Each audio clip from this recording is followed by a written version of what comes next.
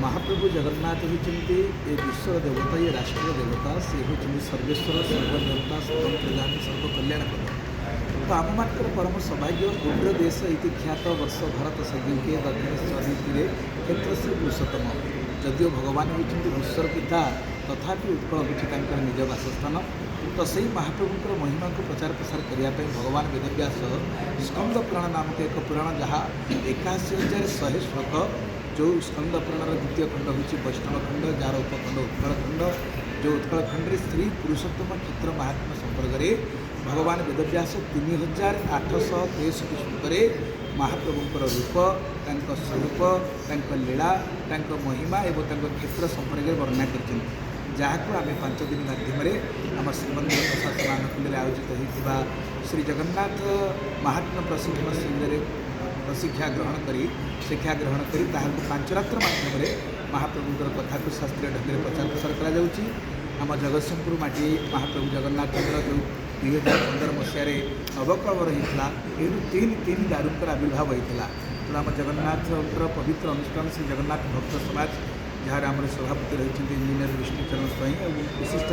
व्यक्ति मैंने कार्यक्रम में जोड़ी होती ये सिंहवाहिनी माँ सरलांकर पवित्र क्षेत्र। तो यही क्षेत्र में महाप्रभुंर शास्त्रीय प्रचार प्रसार करने श्री जगन्नाथ 5 रात्र कार्यक्रम 9 वर्ष धरी आमर निमाई भवन टाउन हिसाब से पालित होती आम जगतसिंहपुर जिलार समस्त बुद्धिजीवी मैंने विशेषकर आम सांबादिक बंधु मैंने आउ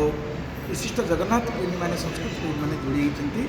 आम मानकर उद्देश्य होची महाप्रभुंर कथा सारा विश्व प्रचार प्रसार हो जमी भागवत कृष्ण कथा रामायण राम कथा सेमती जगन्नाथ 5 रात्र माध्यम महाप्रभुंर कथा प्रचार प्रसार हेले जगन्नाथ कथा सठिक भाव में समस्त बुझीपारे आम भितर भातृभाव बढ़ समाज में सुंदर परिवेश सृष्टि हो यही आशा नहीं आम ये कार्यक्रम को चलू आपण मान सहयोग बहुत बहुत धन्यवाद। जय जगन्नाथ।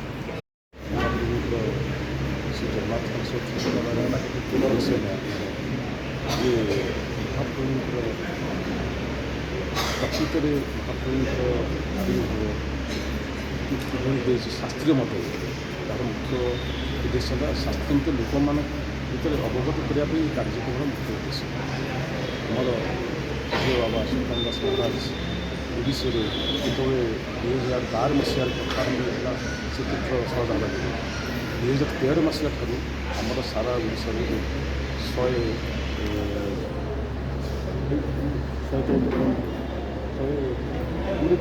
115तम श्री जगन्नाथ 5 रात्र कार्यक्रम अति जगतसिंह चलती यहाँ